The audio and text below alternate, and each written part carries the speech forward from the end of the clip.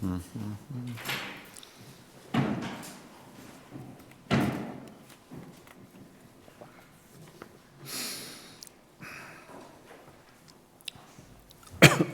empezamos os días, acabamos de rematar, como todos os xoves, a reunión ordinaria do Consello da Xunta de Galicia e paso tamén, como sempre, a darlle conta dos acordos máis importantes. O último, acordo xa anunciado onte na sesión do Parlamento, a aprobación do proxecto de lei de xestión do litoral, dará unha explicación máis detallada á Consellería de Medio Ambiente. Empezamos un acordo proposto pola Consellería de Medio Rural, do que xa se avanzaron algúns datos no Consello Forestal que se celebrou esta semana e que ten que ver, unha continuación coa que a semana pasada falábamos da futura lei de xestión integral contra os incendios forestais e o que fixemos foi darlle o visto e prace ao Plan de Prevención e Defensa contra os Incendios Forestais de Galicia, o coñecido como Pladiga, se aproba todos os anos, este ano ten novedades importantes e, ademais, quisemos aprobarlo con máis antelación que anos anteriores, é unha planificación e, polo tanto, cuanto máis tempo se planifique, millor. O obxectivo é o de todos os anos, reducir o máximo posible as consecuencias perxudiciais de todo tipo, ecolóxicas, económicas e sociais dos lumes, e para conseguilo, insisto, un instrumento de planificación, hai 4 plans, un plan de prevención, outro de detección, outro de extinción e outro de formación.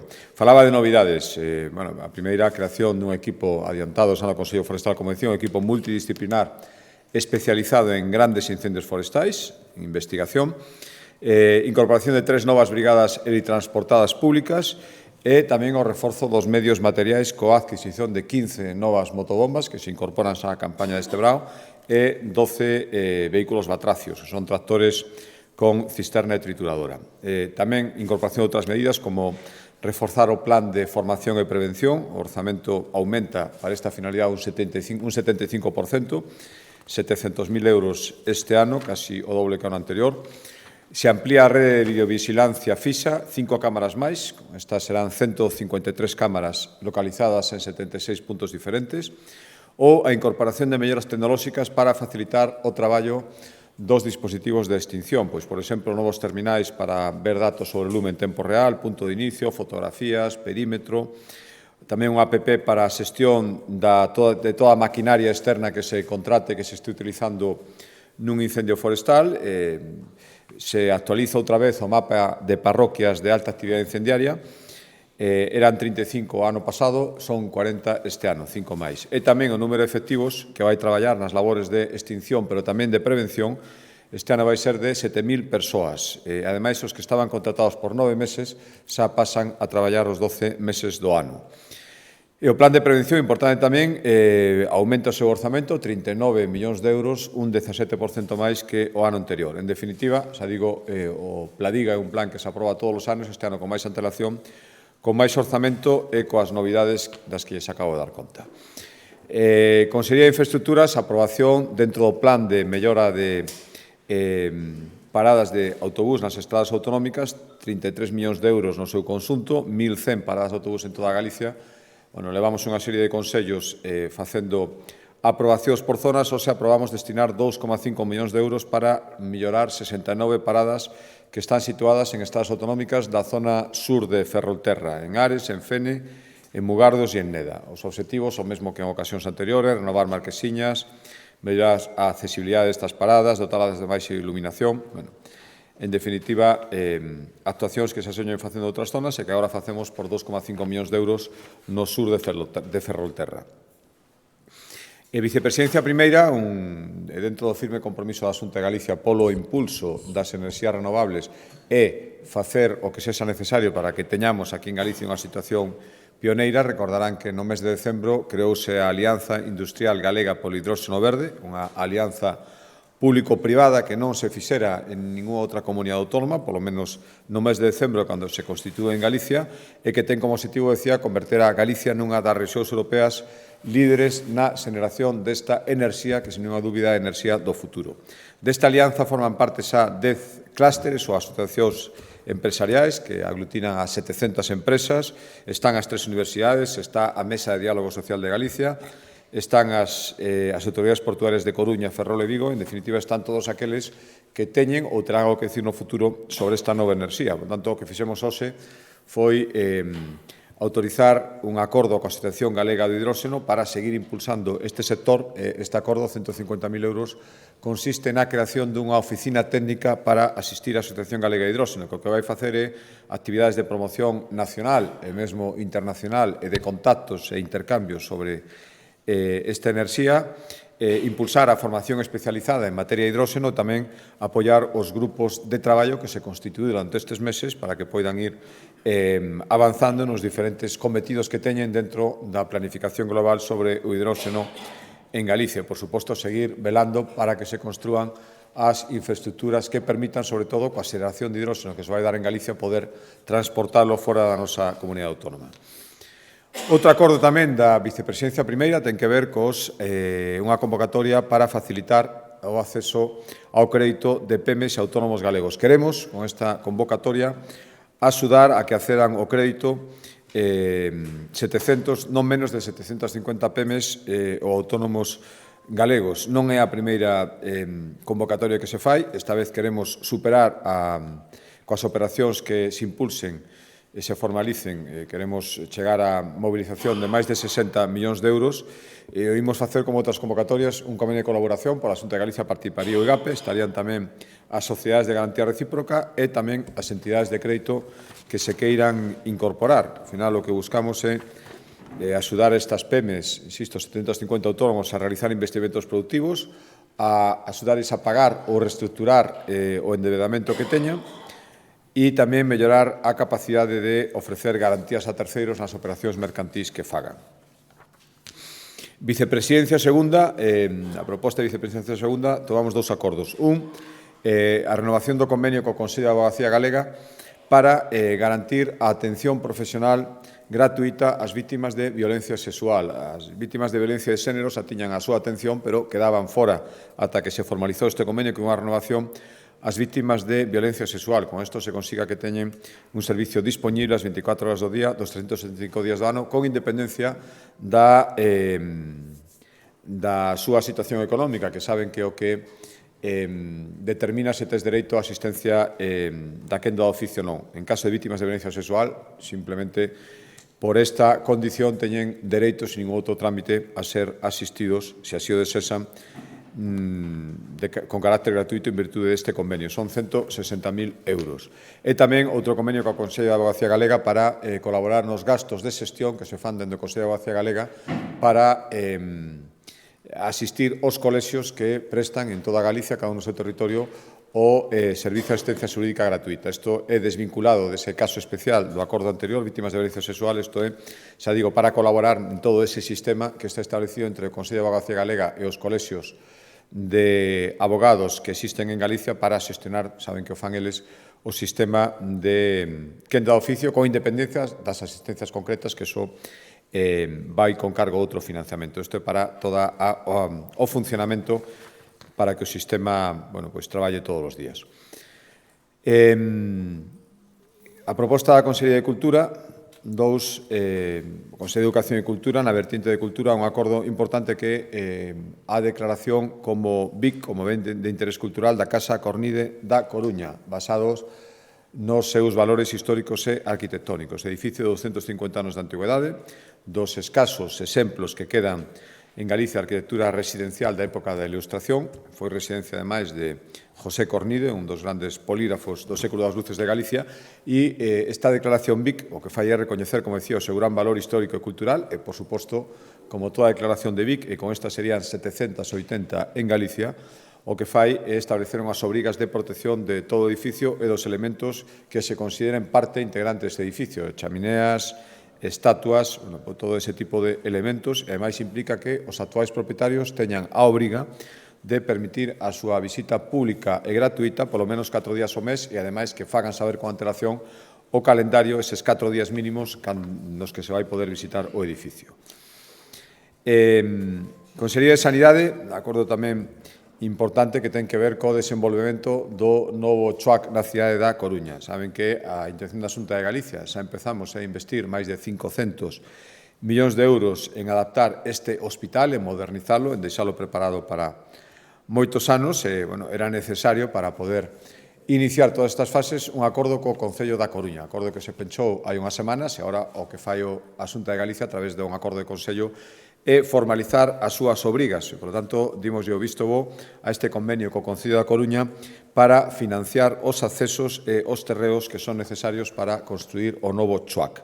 En virtude deste convenio, o que facemos dende a Xunta de Galicia asumir íntegramente o custe que van ter as expropiacións dos terreos necesarios, ao redor de 17 millóns de euros, e, ademais, sufragamos, junto co Concello da Coruña, as obras necesarias para construir os novos accesos ao hospital. A previsión é que o Concello da Coruña aporte 22 millóns de euros e a Xunta de Galicia algo máis de 3 millóns de euros.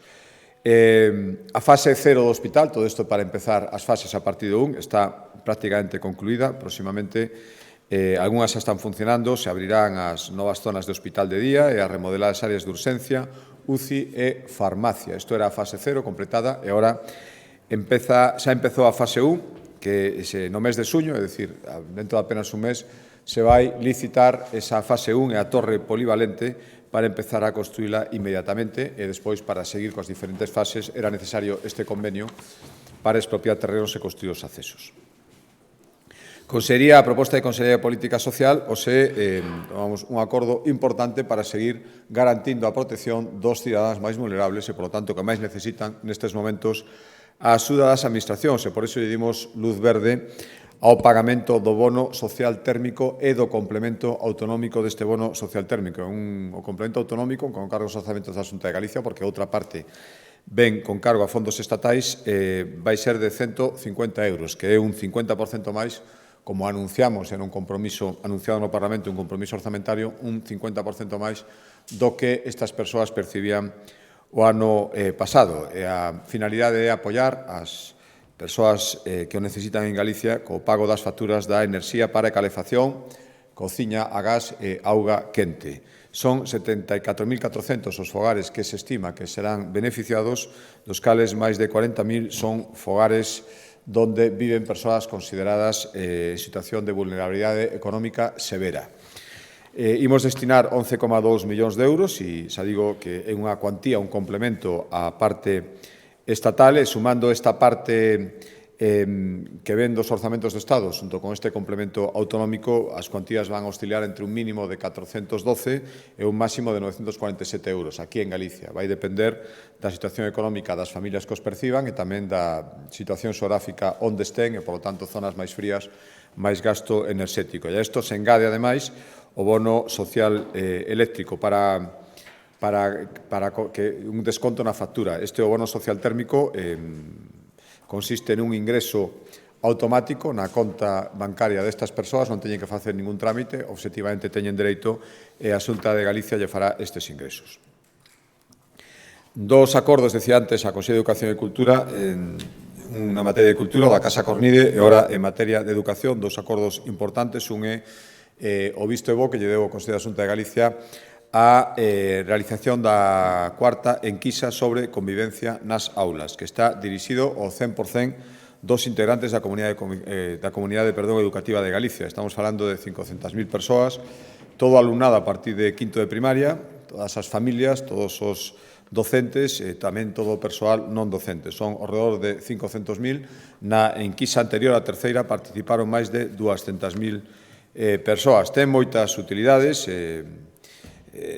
está dentro da Estrategia Galega de Convivencia Escolar para previr tamén unha das finalidades principais o acoso escolar e vai incorporando novedades todos os anos. Por exemplo, este ano vai haber un bloque con preguntas sobre igualdade, outro bloque sobre utilización das TIC e outro sobre orientación vocacional. No caso dos rapaces de instituto, ESO, bacharelato FP, tamén vai haber preguntas novidosas sobre grooming e sobre sexting, é dicir, todo aquilo que esté relacionado con estas ameazas e todo aquilo que esté relacionado e encamiñado a detectar casos de acoso escolar. Son enquisas anónimas e, xa digo, van permitir, por suposto, unha visión xeral de moitas cuestións relacionadas coa vida educativa e, por tanto, coa convivencia escolar en Galicia e tamén, en moitos casos, vai permitir, en función das persoas que resposten a esquisa, facer informes individualizados para cada centro escolar, ou polo menos para moitos deles.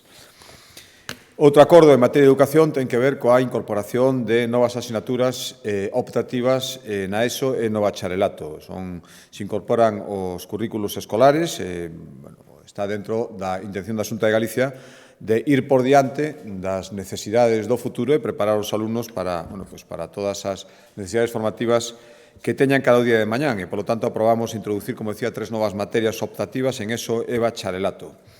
Sería, en terceiro da ESO, unha materia formativa en cultura financiera para que os alumnos e alumnas adquiran coñecementos financeiros, promover patróns de consumo sostible, formación sobre riscos financeiros, planificación, orzamentos, xestión bancaria, finanzas persoais, en definitiva, todo o que ten que ver con este área. Outra optativa en ESO para cuarto de ESO sería a inteligencia artificial para perfeccionar as capacidades digitais dos alumnos e formarlos como usuarios destes sistemas inteligentes, cuestión sobre o funcionamento de inteligencia artificial, aspectos éticos, conciencia crítica cara a estes dispositivos. E a terceira, en primeiro de bacharelato, unha asignatura optativa sobre tecnoloxías inteligentes, coñecementos de programación, preparación e manexo de datos, técnicas estatísticas, librarías digitais, todo o que ten que ver con esta materia. E, por último, como les decía ao principio, o SEO Consello da Xunta de Galicia deulle o visto bo á aprobación do proxecto de lei previo á súa entrada no Parlamento para a tramitación. Agardemos que a aprobación, onte mesmo me refería a isto na resposta á segunda das preguntas de control, a aprobación da Lei de Xestión do Litoral. Bueno, hemos dito moitas veces que somos a comunidade de España con máis kilómetros de litoral, máis que Andalucía, con moitísima vida, máis que en ningún sitio, vida económica e vida das persoas e tamén preservación por enriba de todo do noso medio ambiente establecido no noso litoral. Temos un modelo productivo moi ligado ao mar e, polo tanto, o que queremos é contar cunha regulación de costas que este adaptada á nosa realidade, por suposto, con estricto respeto á normativa estatal. Queremos unha ordenación do litoral que sea realista, razoable e tamén eficaz, e queremos o pleno equilibrio entre a protección da natureza, somos os máis interesados, pero tamén coa actividade socioeconómica que leva moito tempo arraigada no noso litoral e que pode seguir medrando dun xeito sostible. Por lo tanto, para explicar máis polo miúdo o contido deste proxecto de lei, doi a palabra á Conselleira de Medio Ambiente. A Conselleira, perdón, de Medio Ambiente.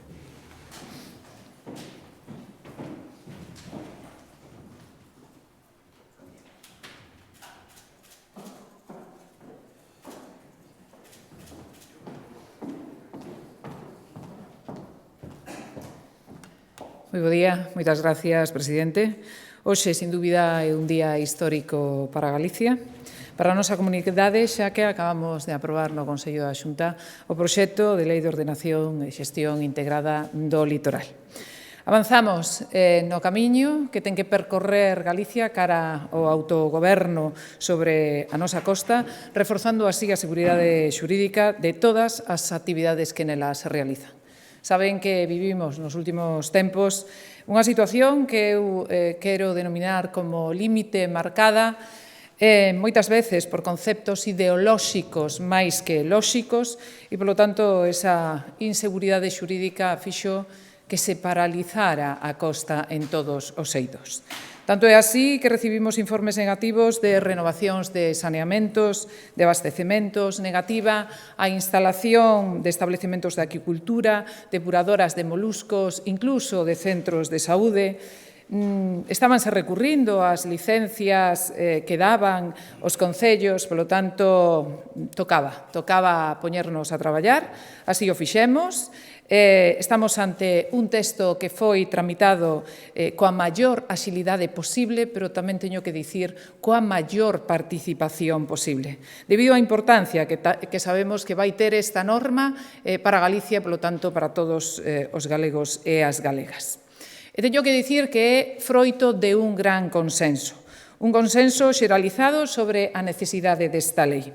Comezamos en setembro do 2022, foron meses de intenso traballo e Galicia vaise convertir na primeira comunidade que impulsa unha norma propia, unha norma para regular, ordenar e xestionar o noso litoral. Para facelo na súa extensión, en toda a súa extensión, tanto terrestre, intermareal e tamén mariña. Refírome que imos lexislar tanto terra adentro como mar adentro. E resalto isto porque precisamente é unha das singularidades deste proxecto de lei. Consideramos terra adentro ata os límites administrativos dos municipios e, en todo caso, esa influencia dos 500 metros da normativa de costa. E mar adentro ata as 12 millas náuticas. Como é de sobra coñecido, e así o comentaba o presidente, é que somos a comunidade autónoma que temos o maior número de quilómetros de costa. Son 2.500 quilómetros e son máis de 80 concellos. Isto supón que nestes concellos vive a metade da poboación galega. E contamos coas competencias exclusivas en materia de ordenación do litoral recoñecidas polo noso Estatuto de Autonomía. Por iso, a xustificación desta lei provén da necesidade de contar cunha normativa propia, que é unha normativa adaptada á nosa realidade xeográfica, unha normativa adaptada tamén ao noso modelo productivo e, sobre todo, ao noso modo de vida, á nosa cultura e tamén á nosa tradición. Sabemos que é vital acadar unha correcta ordenación do litoral e para iso temos tres grandes pés, o medioambiental, o social e tamén o económico. Polo que, tendo en conta todo isto, pivota sobre dous principios inspiradores esta lei. Regular a franxa litoral dende Galicia e dar seguridade xurídica aos titulares de instalacións en dominio público. Eu aquí quero salientar o traballo aportado polo Observatorio do Litoral. Son os maiores expertos os que quero agradecer todo o seu traballo e todas as súas achegas, así como o seu compromiso con esta lei e, por extensión, tamén o compromiso con Galicia. Hoxe está con nós, convidámolo, o profesor don Javier Sanz Larruga, que é un socio comprometido na xestión integral do litoral. Este texto, ademais, enriqueceuse con múltiples reunións que mantivemos con todos os sectores colectivos e axentes públicos e privados. Os concellos costeiros fomos os primeiros que chamamos a súa porta para sentarnos con eles, tamén coa cadea Mar Industria e con todos os departamentos do Goberno galego. A isto temos que sumar as achegas de expertos cualificados a nivel galego, a nivel nacional, pero tamén a nivel internacional, como é o caso de Michel Prieur, un dos maiores especialistas europeos en direito medioambiental. Así como a celebración na Coruña o pasado 10 de marzo da xornada cara a unha xestión integral do litoral que reuniu a 250 persoas e contou con grandes colaboradores. Son catedráticos de Dereito Administrativo, así como grandes expertos nesta materia. Acompañounos tamén Juan José González, que é o presidente do Tribunal Constitucional, ou Ángel Menéndez, un dos pais da Lei de Costas de 1988. E, por último, a maiores, compre salientar esa fase de información pública con máis de 84 achegas. Grazas a todas estas reunións e a todas as achegas, durante o proceso fixéronse modificacións. Modificacións son melloras en preto dun 60% do texto inicial. Un dos cambios máis relevantes é a incorporación do concepto de xestión integrada. E este concepto, ademais, púxose xa no título da lei, sempre en liña co enfoque que está dando e que predomina en Europa. É unha aposta non só pola protección física da costa, senón tamén pola protección das súas actividades e a acción que nelas se desenvolva. Tendo en conta todo isto, o proxecto que aprobamos hoxe regula os usos e as actividades que se poden desenvolver na costa e que son esenciais para o desenvolvemento do noso litoral. E, polo tanto, son as que se poden levar a cabo de forma sostible e con seguridade xurídica. Falamos de establecementos da cadea Mar Industria, dos usos ligados á interacción entre os portos e as cidades, as sendas litorais, os establecementos de turismo litoral, as intervencións para a posta en valor do patrimonio cultural, os proxectos para a sostenibilidade económica e social do sector pesqueiro e marítimo ou as dotacións públicas esenciais como poden ser as de abastecemento ou saneamento das nosas augas. A maiores, a lei recolle 3 medidas moi relevantes. O sinalar que as actuacións que se leven a cabo sobre o litoral deben tomar en consideración, en primeiro lugar, o mantemento dos obxectivos de calidade e ambientais das nosas augas litorais, o grado de resiliencia da nosa costa ante os riscos asociados ao cambio climático, que tamén os hai, e o impacto de actuacións proxectadas no desenvolvemento económico e social dos sectores produtivos da nosa comunidade. A tal fin, prevense 3 instrumentos: un informe de compatibilidade coas estratexias mariñas, un informe autonómico de resiliencia costeira e un informe de sostenibilidade económico e social. Entre outros instrumentos, a futura lei prevé elaborar unha estrategia de economía azul, na cal xa está traballando a Consellería do Mar, a aprobación das directrices da ordenación do litoral, así como un plan de ordenación mariña, os plans especiais das rías e os plans especiais das praias. E fronte á uniformidade estatal, e tendo en conta que o noso litoral galego conflúen espacios moi diferentes, praias, zonas naturais protegidas, solos xa urbanizados, distinguimos 3 áreas no litoral en función tamén do grao de conservación. Estas son unha área de máxima protección ambiental e aquel ámbito con características singulares e valores medioambientales excepcionais que temos que protexer e, polo tanto, estes están moi alexados de calquer tipo de incidencia, ben sexa urbanística ou de outro eido. Por outro lado, está a área de mellora ambiental e paisaxística.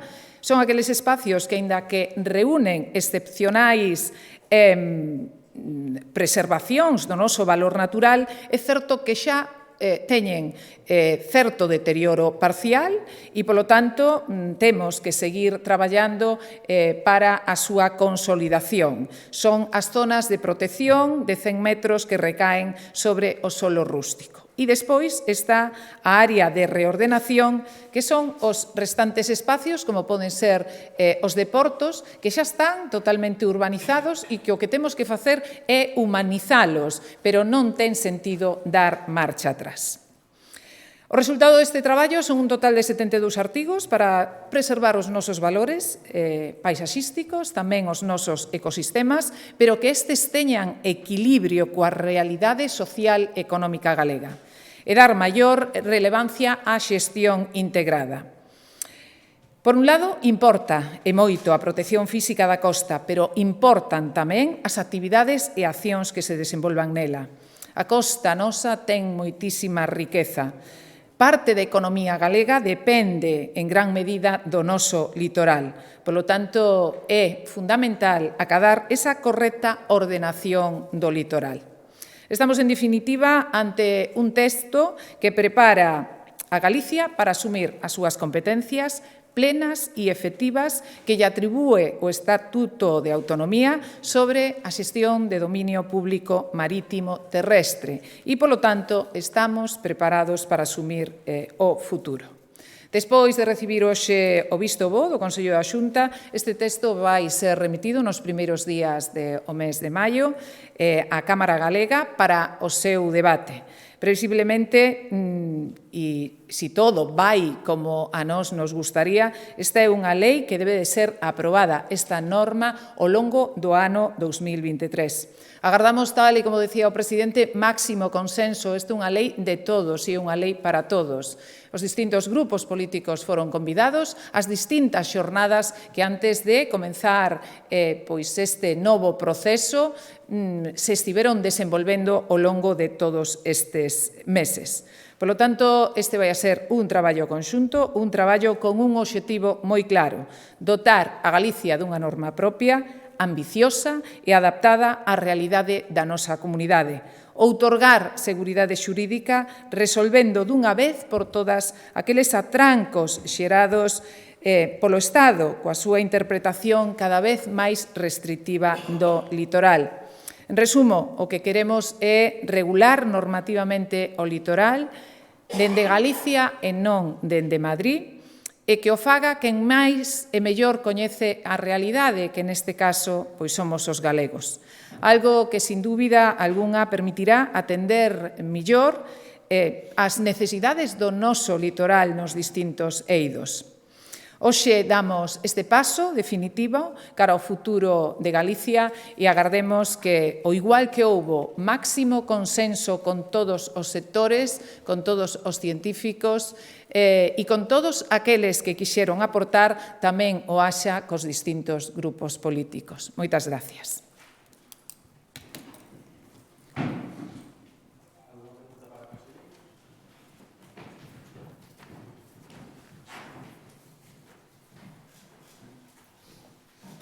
Sí, conselleira, non sei, a último que o Estado dixera con respecto a este anteproxecto de lei foi unhas palabras do secretario de Estado de Medio Ambiente, Hugo Morán, que dixo que era un texto que casi era unha declaración de independencia.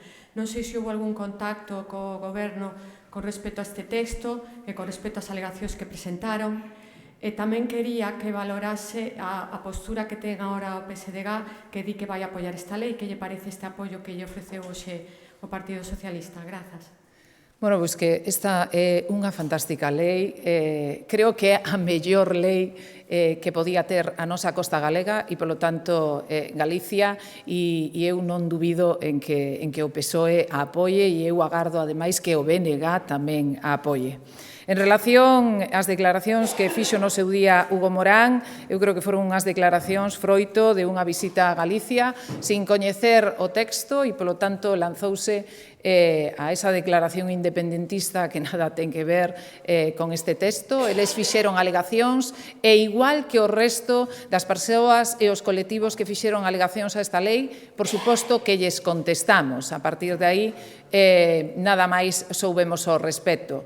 Creo que está máis que superada esa fase, así é coñecido pois por catedráticos de Direito Administrativo, polo expresidente do Tribunal Constitucional, pola asesoría xurídica, por suposto, porque informou esta lei, polo Consello Consultivo, e ninguén ve ningún rasquicio de inconstitucionalidade. O que quere Galicia pois é lexislar polo ben da nosa costa e tamén polo ben de Galicia.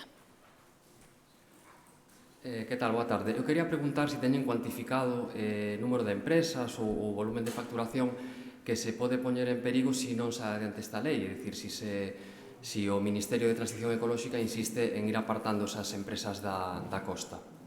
Eu agardo que eso non aconteza, esta lei ten que sair adiante. Tiñamos cuantificados unhos 4.000 inmobles. Dentro deses inmobles falábamos de máis de 300 industrias.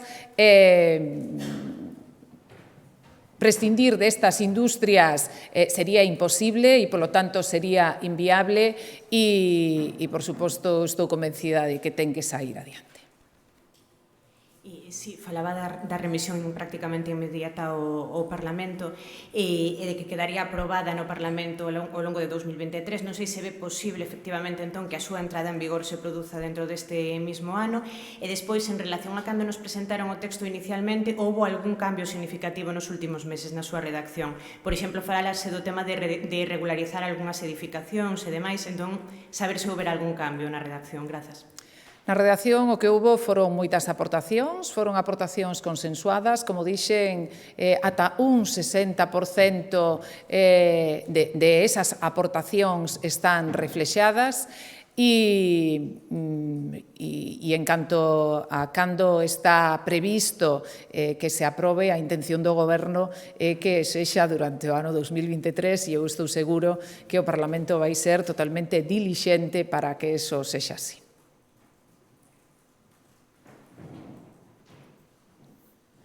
Non sei se, a pesar desas modificacións introducidas e de atender as alegacións do Goberno Central, se na Xunta dan por seguro que vai haber un recurso de inconstitucionalidade por parte do Goberno. Non debería de haber un recurso de inconstitucionalidade toda vez que non hai visos de inconstitucionalidade.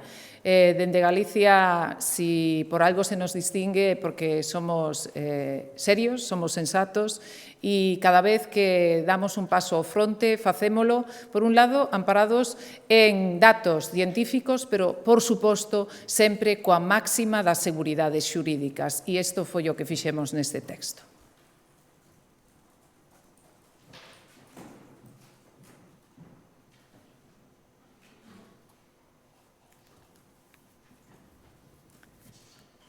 creo que nada máis. Moitas gracias.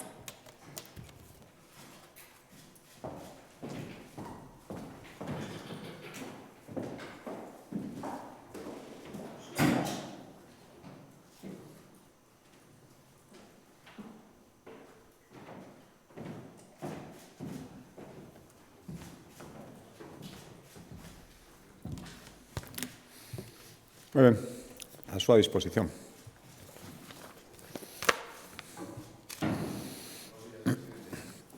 Bos días. Eu quería preguntarlle se está satisfeito coas explicacións que o señor Baltar deu nesa carta que emitía esta mañá e, en todo caso, se cree que debería dimitir como presidente da Deputación. Mire, vou facer unha valoración, non teño ninguna dúbida. Os feitos coñecidos constituyen unha conducta inadecuada, sin ninguna dúbida, e, dende logo, un erro. Creo que todos estamos de acordo. O primeiro, o propio Manuel Baltar, que acaba de recoñecelo, e pedir disculpas, que creo que era moi importante, sinceramente.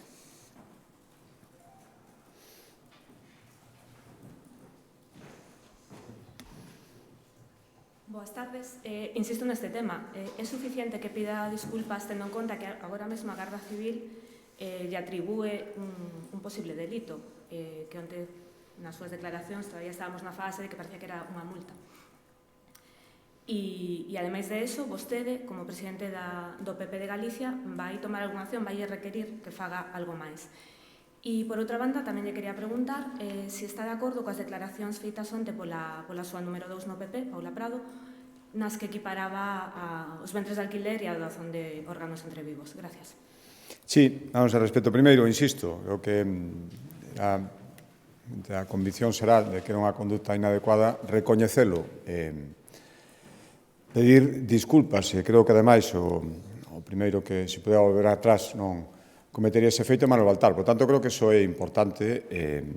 Respecto ás consecuencias ulteriores, o que hai agora mesmo é unha actuación da Guardia Civil e dá lugar á incoación dun procedimento e, polo tanto, lóxicamente, a obriga de calquera afectado e, polo tanto, tamén do que estamos falando é asumir as consecuencias que se poderán derivar. A partir de eu non podo presurar absolutamente nada.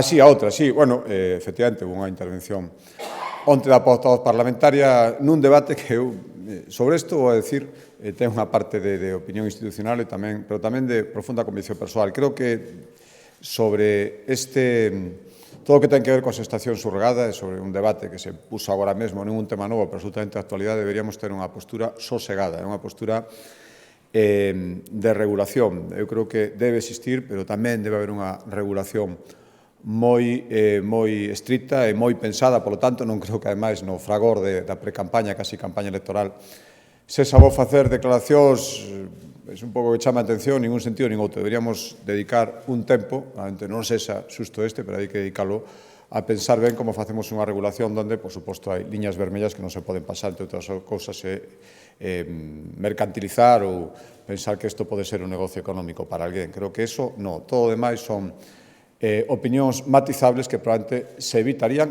tamén falando desde todos os lados, non só dun deles ou do outro, que se evitarían, insisto, se hubiera un debate sosegado.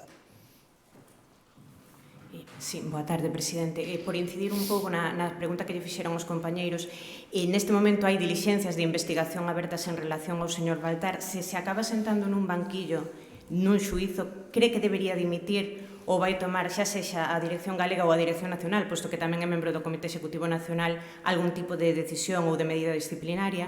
Eso por unha banda. En relación á Lei de Vivenda, que sigue dando pasos no Congreso, a Xunta dixo que ia analizar a posibilidade de presentar un recurso de inconstitucionalidade. Entendo que non ten pensado aplicala.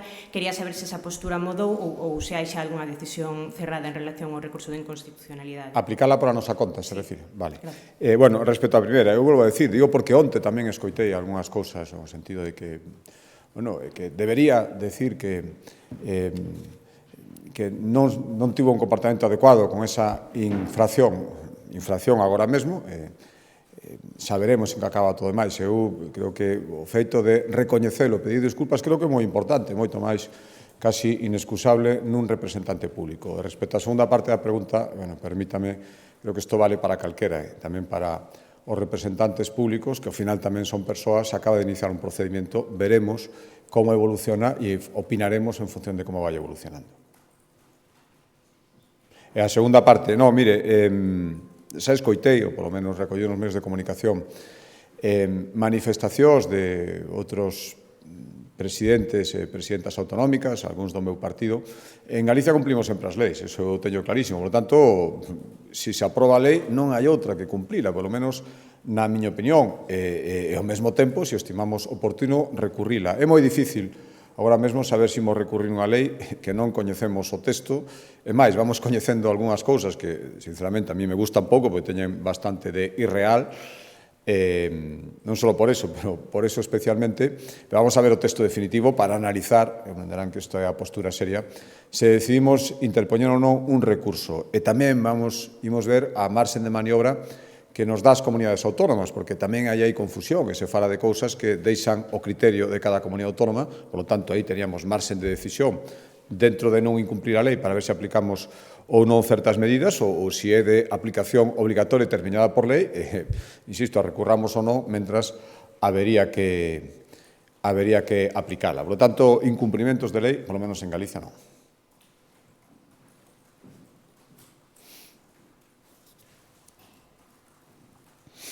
Sí, bons días.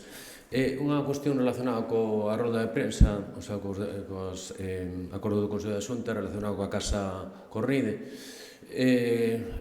Declarada a VIP, quería saber se a Xunta ten algún inventario do que hai dentro dese inmoble para evitar que aconteza un poquinho o que pasou con Meirás, e tamén con Meirás vimos que hubo infracción por non permitir precisamente o que comentaba a vostede, a visita aos 4 días o mes, e se neste caso a Xunta fará algo se non se cumplen estas 4 visitas ao mes.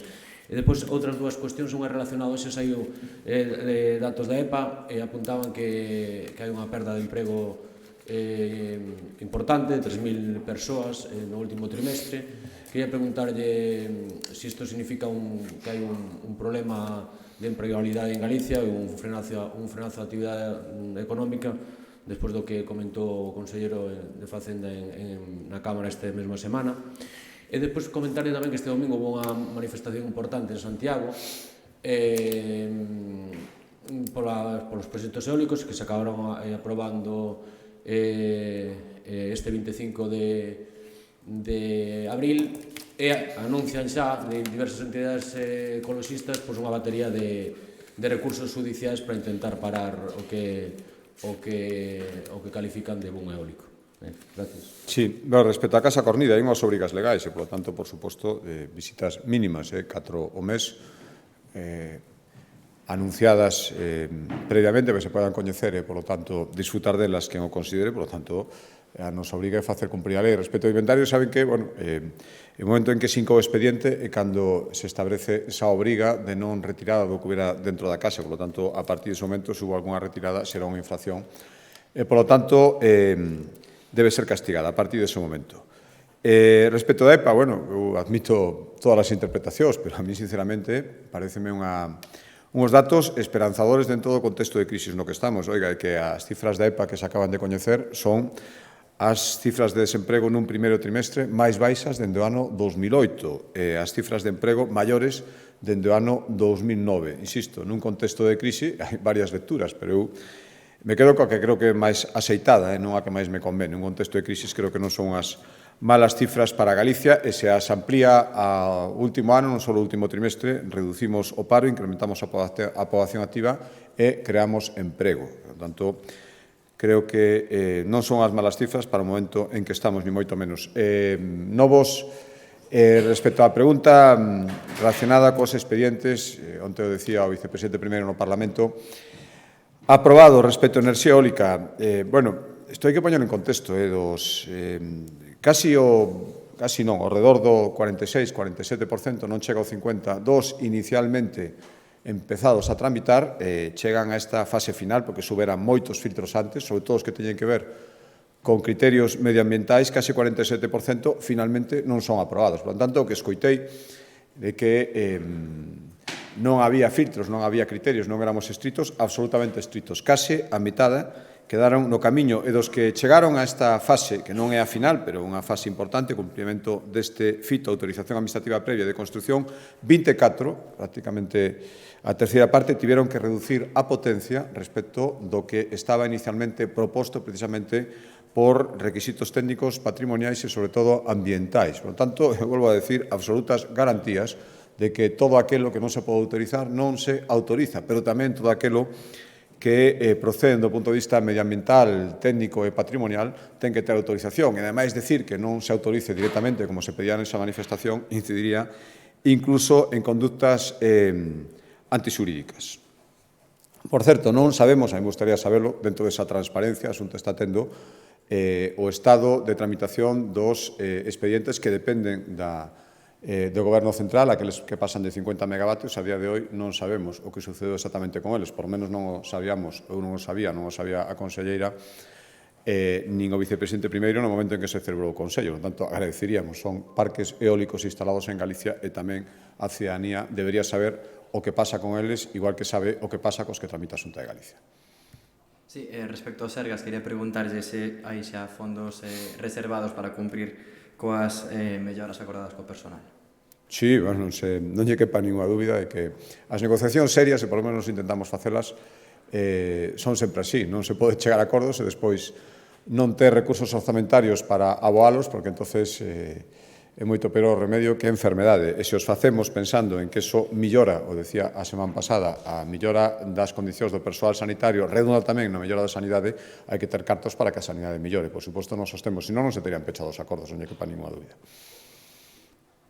Presidente, quería preguntarlle se a Xunta avala a fixación dunha taxa turística que o Concello de Santiago onte facía a súa proposta, se a Xunta avala e se pode estender a totalidade da comunidade. Mire, o que decía de debates sosegados tamén, salvando o tema, non ten nada que ver, tamén valería para isto. A mí eu recibín, e o señor tivemos esos encontros que tiven cos 6 dos 7 alcaldes e alcaldesas das cidades galegas no mes de outubro. No mes de outubro xa o alcalde de Santiago anuncioume que a súa intención, xa o dixera antes, pero bueno, anuncioume formalmente, era un dos temas que me quería plantexar e me plantexou, de propoñer unha taxa turística, quedamos en que me mandara a documentación e me dixo que o faría nun prazo máis ou menos breve. Pasaron, iba a decir casi, pasou medio ano, 6 meses, e casualmente agora se anuncia, ainda non a recibimos, prácticamente, cando empeza a campaña electoral, aparece esa documentación. Mire, eu prefiro, primeiro, nun tema tan serio, preferir que non se está facendo electoralismo nin oportunismo. Non se debería facer, pero hai 6 meses que se anunciou a remisión, e parece ser, se ao final se falle, porque xa levamos 2 meses con ese anuncio inminente de remisión, que se vai remitir a proposta. Cando se remite, pois a veremos, analizaremos concienzudamente. Coñecen a miña postura inicialmente. Inicialmente creo que é complicado instalalas en Galicia, pero é a miña obriga, é a obriga da Xunta de Galicia, non pecharse a ninguna proposta e analizala. Por tanto, analizaremos e veremos en que condicionantes, cales son os destiños, cal é o grado de consenso alcanzado respecto ao que propón o Concello de Santiago, que a día de hoxe foi o único que falou deste tema, falou da inminencia, insisto, todavía non producida, da remisión desa documentación. Como sabe, teria que haber unha lei que habilitase en Seral, pero despois teria que haber propostas concretas. Por lo tanto, eu prefiro a ver se de unha vez por todas, despois de tanto anuncio, recibimos a proposta e a podemos analizar e resolver obxectivamente. Me gustaría que se nos tivera remitido bastante antes para poder tamén opinar bastante antes. Presidente, o Goberno Central reclamalle nos tribunais a Xunta de Galicia as peaxes na sombra na AP9 de Rande Bacala, que lle parece? Pois que é moi curioso, non? Que lle debe o Goberno Central, este Goberno Central, a Audasa para decidir pleitear conxunta e coordinadamente xa non contra a Xunta de Galicia, contra os intereses dos galegos. Mire, a Xunta de Galicia, eu digo, consultados os servicios xurídicos e analizado este tema moi polo miúdo, non ten que pagar os peaxes en sombra dunha vía sobre a que non ten competencias e respecto duns acordos que tomou o Goberno Central e, por tanto, o Goberno Central debería respostar deles. Chama moito a atención esta actuación coordinada en contra de Galicia e, en todo caso, tamén sirve para poñer outra vez en riba da mesa o debate sobre a transferencia da AP9 adiada adiada sistemáticamente polo Partido Socialista no Congreso dos deputados. Non é absoluto certo que o Grupo Parlamentario Popular este facendo. O único que pedimos é que, frente ao plantexamento inicial que era a transferencia de competencia, ahora se decía transferencia da xestión e encima sin garantía de fondos, no, oiga, vamos a falar da transferencia en serio. Pero resolto eso, que creo que sería fundamental e evitaría situacións como esta, a transferencia probablemente solucionaría todo este tipo de situacións. Moi ben, moitas gracias.